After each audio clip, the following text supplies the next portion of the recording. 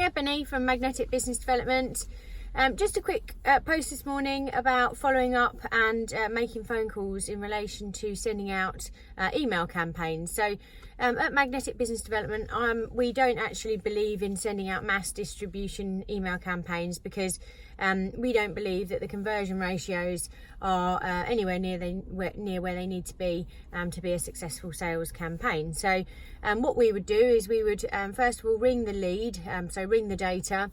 Quite often with a lot of our clients, you can't buy the names that you're trying to approach, so we would actually ring and you might have a phone number and an email format, but you wouldn't necessarily know who has that responsibility. So the initial call that we would make would be to establish who that person is that has the responsibility for what it is that you're offering.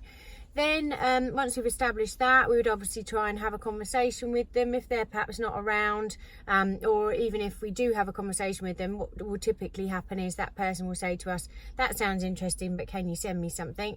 So then at that point we'll have this introductory email that we've carefully written, that we've had our clients sign off, and then that piece of communication will get sent to that prospect. And what we'll also do is try and get their agreement that we will make another phone call the following week to follow that up.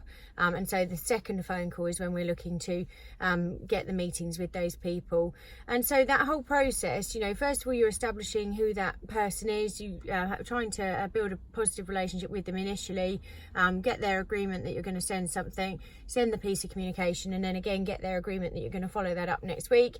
Make sure you include that sort of information in your introduction as well, and then obviously do what you say you're going to do. So then follow that up the following week with another phone call, and then that's when you should be asking for the meeting. So there's a whole, none of it's rocket science, but it's just about doing it all very carefully, very professionally, and each step of the process doing it very diligently, and obviously recording all of that in your database, so that then you're sort of managing your pipeline in a professional way, and then you're not spamming people. So we have some organisations where we'll get phone calls from quite a few members of the team in the same day or in the same week, and that just means that they're not managing their pipeline properly, and they're perhaps all going after the same pool of leads as well. So lots of those things you've got to avoid. So if you want your sales pipeline looked after professionally, let us know. We've only got a couple of places left now for September.